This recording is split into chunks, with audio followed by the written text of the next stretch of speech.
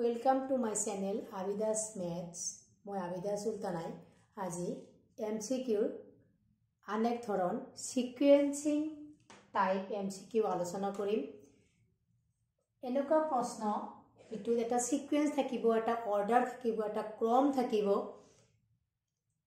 তাৰ পৰা আমি উত্তৰ উলাব লাগিব।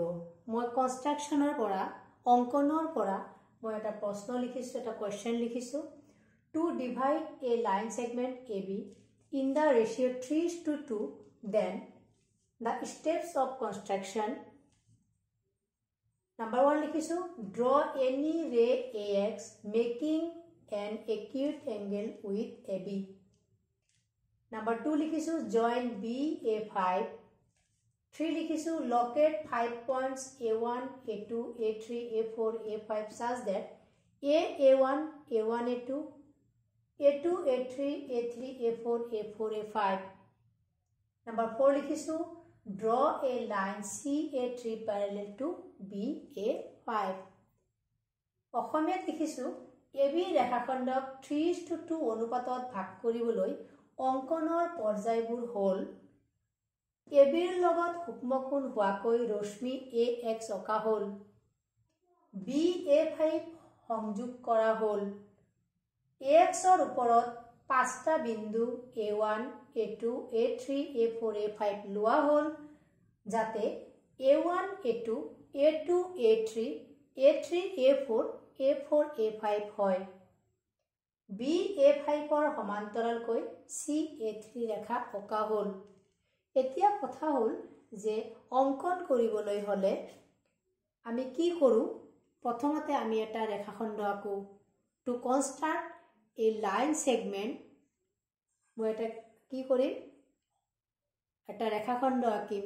কিন্তু ইয়াত কি দিছে যে to divide a line segment AB in the ratio 3:2, যদি 3:2 অনুপাতত ভাগ কৰা হয় তেনেহলে কি হ'ব।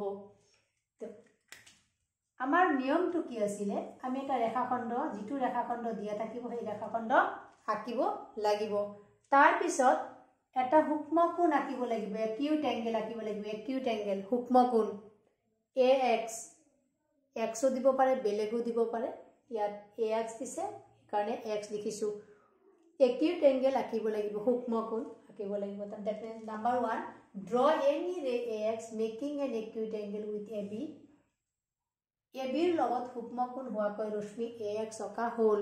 নেক্সট স্টেপ যে কি ৰেশিওটো কি দিয়া আছে, what is the ratio, ratio কি দিয়া আছে 3:2, সেই ৰেশিওটো আমি কি কৰিব লাগিব, যোগ কৰিব লাগিব, এড কৰিব লাগিব।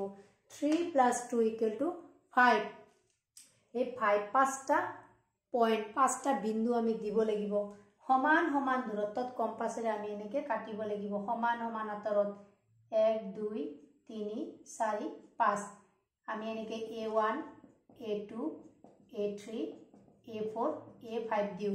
তাৰ মানে কি আমি 5টা বিন্দু দিও।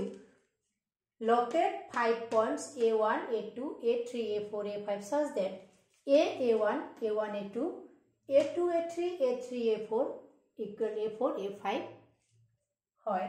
AX ৰ ওপৰত 5টা বিন্দু A1, A2, A3, A4, A5 লোৱা হ'ল যাতে A1, A2, A2, A3, A3, A4, A4, A5 হয়। তাৰ মানে প্ৰথম থাকিব 1, তাৰ পিছত আহিব 3, 1 3 1 3, কত আছে 1 3, 8 1 3, 1 3 অপশনটো কারেক্ট হ'ব। তাৰ পিছত কি আছিলে, BA5 সংযোগ কৰা হ'ল, জয়েন BA5। তাৰ মানে নাম্বাৰ 2।